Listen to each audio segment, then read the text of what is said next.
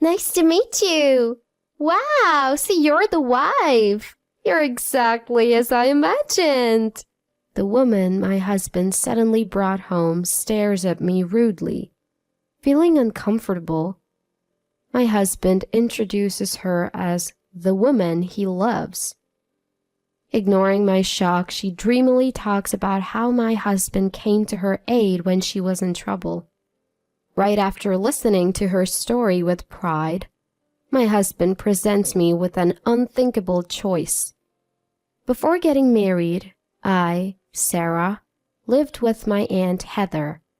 She took me in after my parents passed away when I was a child. She's never shown a hint of annoyance, and she's essentially my second mom. We have lived apart since I got married, but I assist with her work as I do mine from home. I'm married to Victor, who is 2 years older and 35. Back when we were dating, he was a nice guy. Always impeccably dressed in a suit and thoughtful enough to help out around the house when he knew I was tired. I use the past tense because he's not the man I married. After the wedding, he transformed into a tyrant, a complete stranger. In public, he plays the part of a gentle husband, but alone with me, he treats me like a servant. He used to say, "Housework is a shared responsibility." But now he doesn't lift a finger and treats me like a housekeeper. One day, I had to go out suddenly due to an urgent work-related call. I returned home completely exhausted, and Victor, who was waiting in the living room, was furious. "Where have you been all this time? I come home tired from work, and you haven't even prepared dinner or a bath. How useless can you be? You were raised by your single aunt, so you know nothing about being a devoted wife." Despite letting Victor know I'd be out for an emergency and uncertain when I'd return, he's like this. I held back my response to avoid further upsetting him, even though I had seen that he read my message.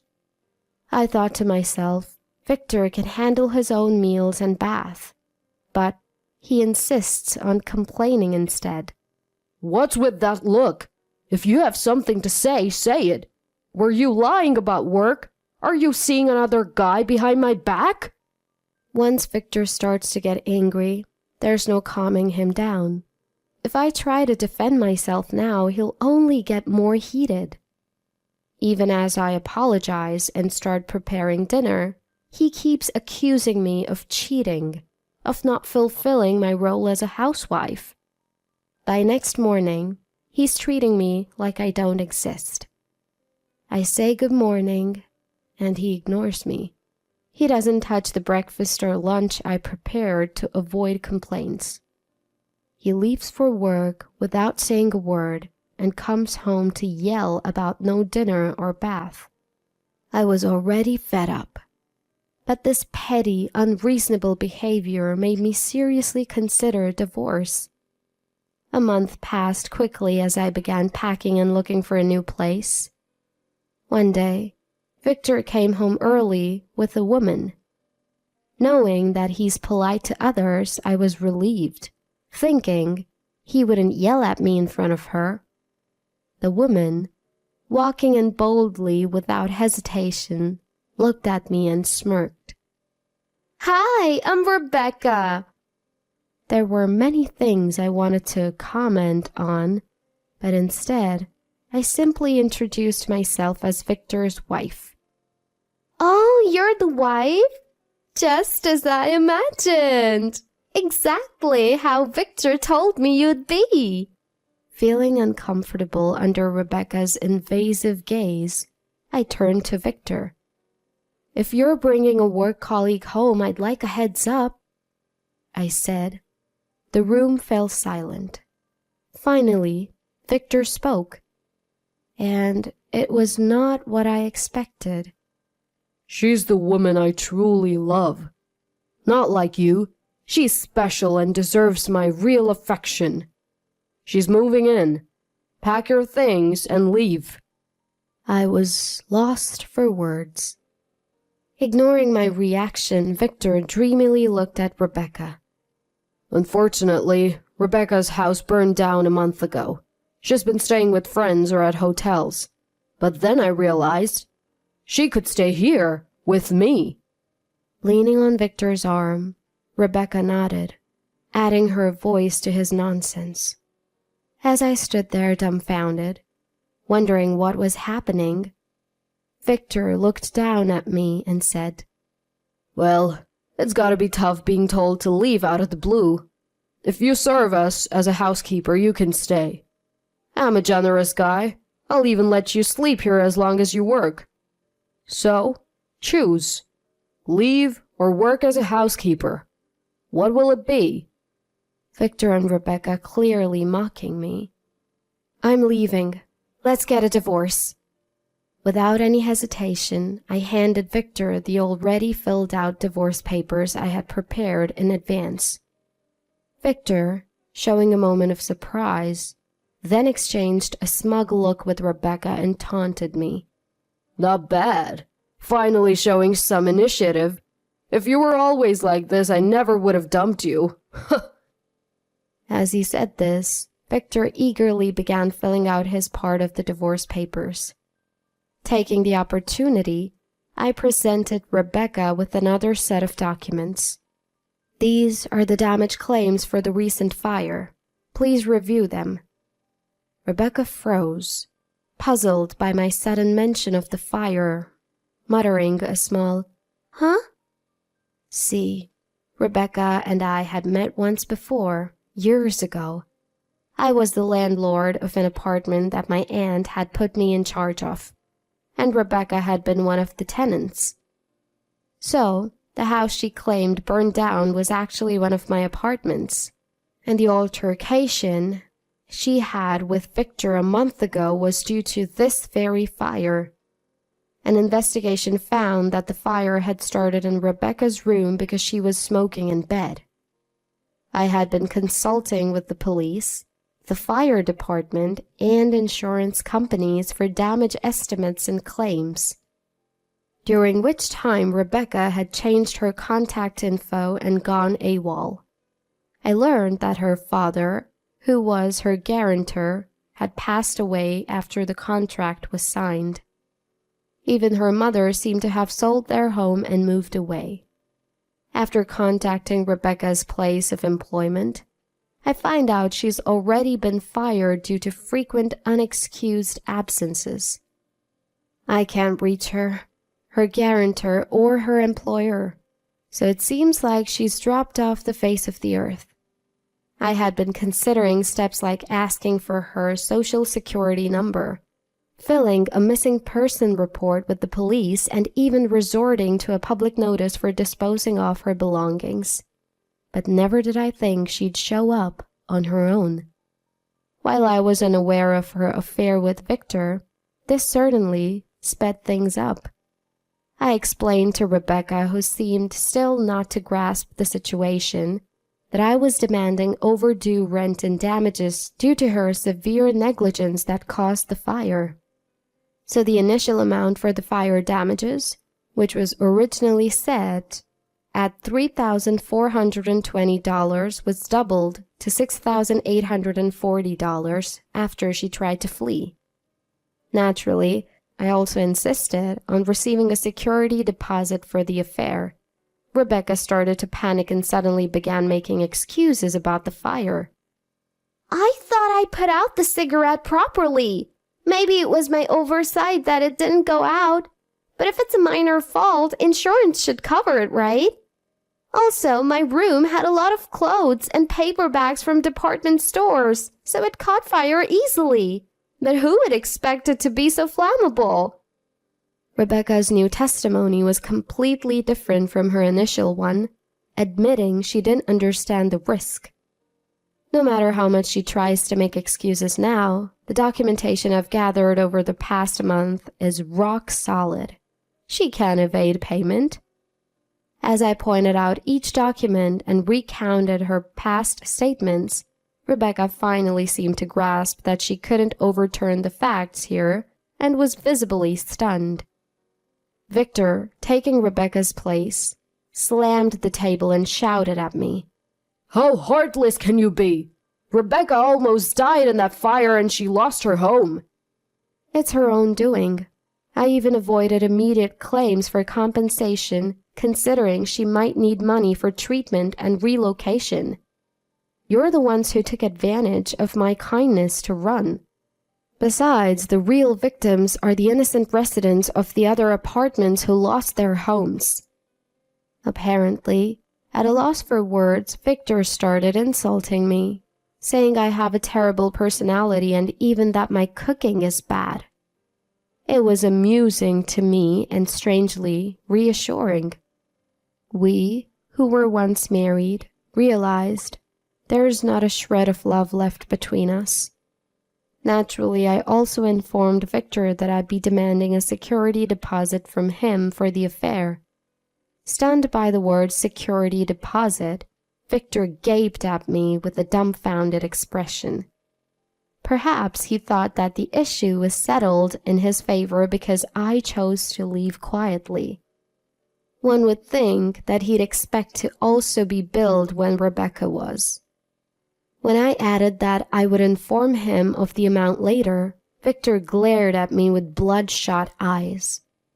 It's all about money with you. How greedy can you be? Unbelievable. Let's go. Victor, in a huff, stormed out of the house, dragging the still dumbfounded Rebecca with him. I checked the divorce papers Victor left behind to ensure everything was filled out correctly, and quickly moved on to my next step. Victor, who had stormed out barefoot and empty-handed, unsurprisingly returned within 2 days. He had left all his essentials behind, so I knew he would be back. During this period, I had gathered all the evidence of the affair and I wasn't going to let this opportunity slip. I told Victor that I was recording our conversation and warned him not to cause a scene. Then, I once again insisted that he pay me a security deposit for all his nasty comments and his affair. If you won't pay, I'll get a lawyer and take this to court, I said. Faced with that ultimatum, Victor agreed to pay me on the spot. I had been gathering evidence of his abusive language since I started thinking about divorce. I had these recordings as a safety net for divorce discussions, but they came in handy now. The agreement I drafted included several conditions, such as admitting to the affair and future payments of the security deposit. Victor signed it while begrudgingly muttering that I was a gold digger, but he seemed desperate to avoid a public scandal. After securing his promise, I kicked Victor out of the apartment I had rented. He didn't have enough money for a new place, so he was apparently sleeping in hotels and internet cafes. However, the easygoing life doesn't last. Soon enough, the savings are gone, and he returns to his parents for help. Though he didn't tell his parents about the divorce, only saying that we had a big fight and I kicked him out, his parents already knew the whole story. I had filled them in when I sent Victor's belongings back to them. Victor's parents were outraged by his actions. Disowned by his family, Victor turned up at Rebecca's apartment. He thought he could easily crash there, but things didn't go as planned. Rebecca blamed Victor for the additional damages she had to pay because of his actions and broke up with him on the spot. They had a massive fight that was so loud, their neighbors reported them. The person who reported us turned out to be our neighbor, and unfortunately, he was Victor's new boss who had just been transferred to headquarters. He was only living in this apartment temporarily for a month until company housing became available. Ironically, he was planning to move out just next week. When the police separated Rebecca and Victor, he recognized his boss and blanched. I was shocked to find out that the source of the ferocious yelling was Victor, who's usually mild-mannered around me. His boss seemed to have felt that Victor's extreme yelling raised some serious concerns about his character. As a result, the promotion that was almost in the bag got withdrawn, with a note to keep a closer eye on how he treats his subordinates. Meanwhile, Rebecca found herself in hot water. The folks at her new job who recommended the apartment found out about the police ordeal. It wasn't just a nuisance for the neighborhood. She was implicated in infidelity and liable for damages from the fire. Needless to say, they withdrew her job offer. Both she and her partner blamed me for their troubles and showed up at my door, screaming and pounding away. I didn't bother to unlock the door. I just called the cops. Being the cowards they are, the two hightailed it as soon as they heard the police sirens. A few days later, I was shocked to receive full payment from Rebecca for both the damages and the deposit. As I suspected, she might skip town. I did some digging and found out that her new affair partner was the one who provided the money. You'd think she'd learn, but no. She keeps getting involved with married men. Though she paid up with someone else's money, I wasn't sure about to let her off the hook.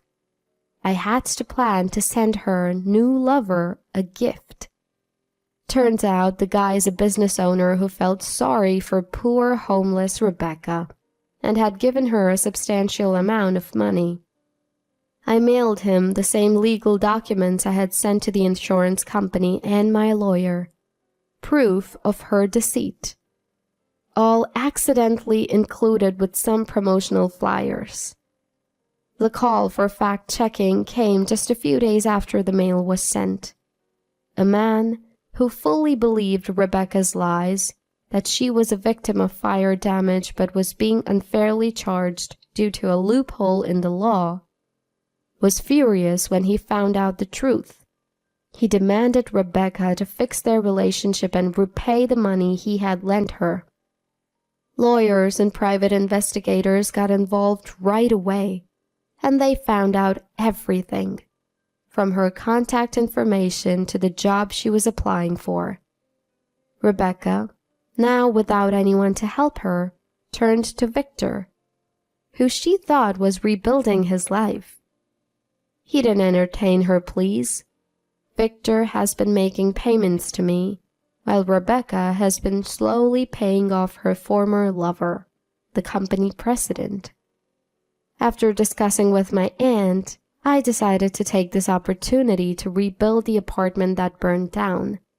The old apartment, which had low rent, was revamped with security enhancements like entryway monitors and cameras in common spaces, and also got a stylish exterior. Some previous tenants returned, but now the main tenants are students. Thanks to the nearby college and the location, students moving from rural areas have found my apartment. The apartment has gained popularity among not just students, but also their parents for its high security features, maintaining a steady occupancy rate even after increasing the rent.